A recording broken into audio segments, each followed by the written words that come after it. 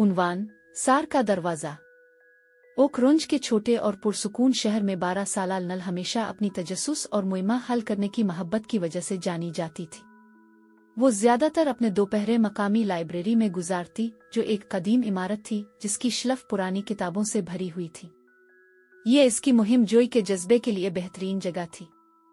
इसका छोटा भाई मैक्स थोड़ा हिचकिचाया हुआ था और वीडियोस गेम्स खेलना पसंद करता था, लेकिन लल हमेशा इसे अपने साथ लाइब्रेरी की खोजों में ले आती। एक बारिश वाले दोपहर जब दोनों लाइब्रेरी के आखिरी कोनों में जा रहे थे, उन्हें कुछ अजीब सा मिला, एक पुरानी भोली हुई किताबों की शेल्फ जो इस जगह की नहीं लगती थी। मैक्स ने अपने मखसूस मजाक के अंदाज में शेल्फ को खींचा, ये सोचते हुए कि शायद ये किसी छुपे हुए खाने का हिस्सा हो या कोई चाल हो। मगर उसके लिए यह हैरत का बाइस था, क्योंकि शेल्फ हल गई और एक तंग दरवाज़ा जाहिर हुआ। यह दरवाज़ा बहुत कदीम था, इस पर अजीब और गरीब अलामात थीं जो लाइब्रेरी की मध्यम रोशनी में हल्के से चमक रही थी।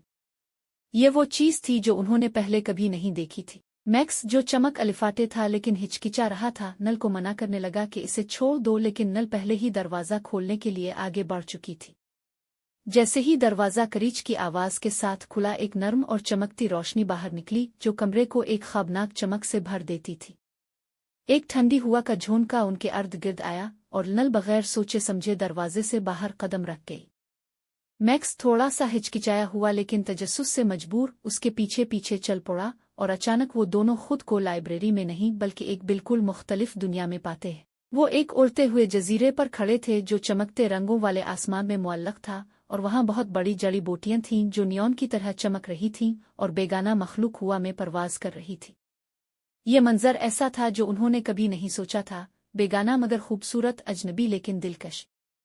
ये दुनिया सार कहलाती थी, एक ऐसी जगह जो उनकी सबसे बड़ी तख़य्युलात से बाहर थी।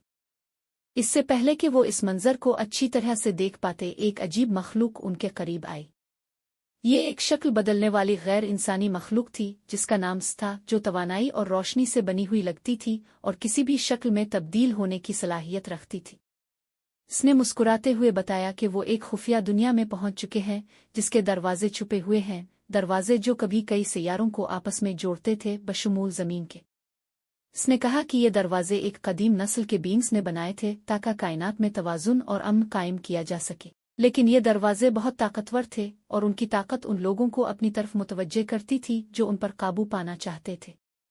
इसने ये भी बताया कि उनके खिलने के बाद अब सिर्फ एक दरवाज़ा बाकी रह गया था, वही दरवाज़ा जो उन्होंने अभी खोला था। वो दरवाज़ा एक इशारा बन चुका था जिससे एक कदीम दुश्मन यानी इराडिकेटर को खबरदार कर दिया गया था।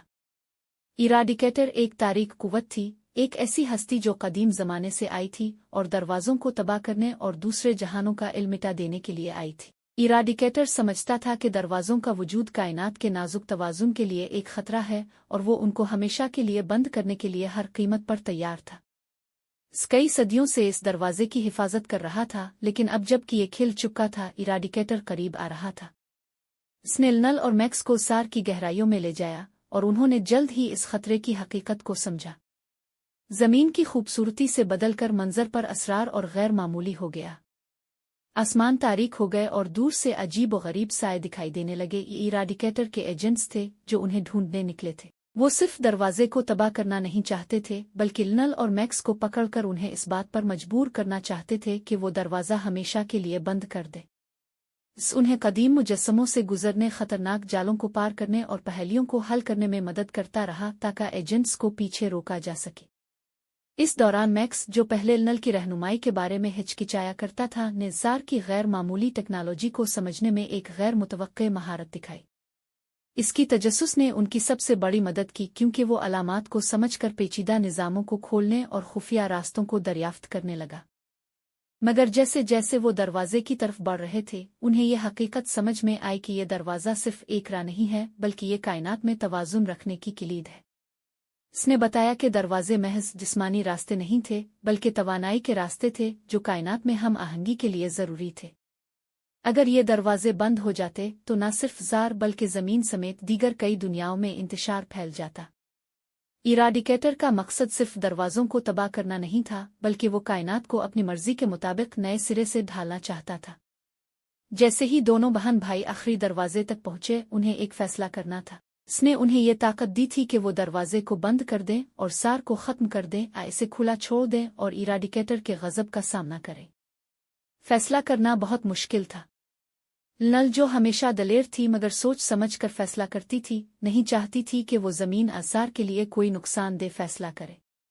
मगर मैक्स, जोस और उनके दोस्तों पर यकीन करता था, का ख्याल था कि अगर वो दरवाजे को खुला छोड़ेंगे तो वो दुनिया का तवाज़ुन बचा सकते हैं। इसी लम्हे इराडिकेटर आसमान पर एक साए की मानिंद नमूदार हुआ। वक्त खत्म हो रहा था। बहन भाइयों को आखिरकार फैसला करना पड़ा। मैक्स की मदद से उन्होंने कदीम दिफाई निज़ाम को चालू किया, जिससे एक ताकतवर तवानाई की लहर दरवाजे से निकली और आर्जी तौर पर इराडिकेटर के एजेंट्स को नाबीना कर दिया, जिससे उन्हें फरार हासिल करने का मौका मिला। आखिरकार नल और मैक्स ने दरवाज़ा बंद कर दिया और सार में आर्जी अमन आ गया। वो वापस लाइब्रेरी में पहुंचे। जैसे ही दरवाज़ा बंद हुआ, पुरानी शेल्फ पर दोबारा निशान छप गए। मगर उनकी मुहिम ने उन्हें हमेशा के लिए बदल दिया था।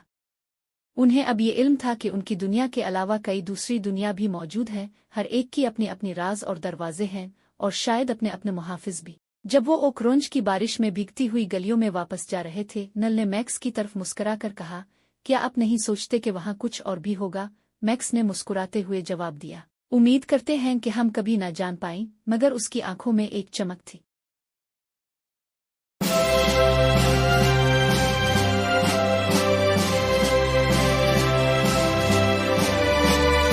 Subscribe to my channel.